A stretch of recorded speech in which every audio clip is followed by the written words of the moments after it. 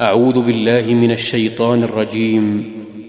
مثلهم كمثل الذي استوقد نارا فلما أضاءت ما حوله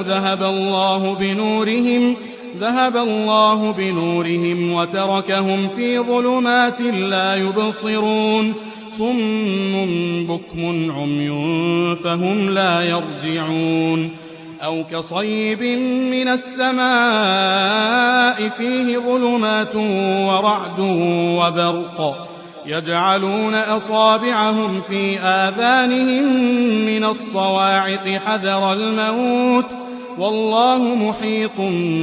بالكافرين يكاد البرق يخطف أبصارهم كلما أضاء لهم مشوا فيه وإذا أظلم عليهم قاموا ولو شاء الله لذهب بسمعهم وأبصارهم إن الله على كل شيء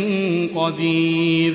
يا أيها الناس اعبدوا ربكم الذي خلقكم والذين من قبلكم لعلكم تتقون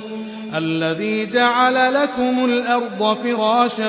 والسماء بناء وأنزل من السماء ماء فأخرج به من الثمرات رزقا لكم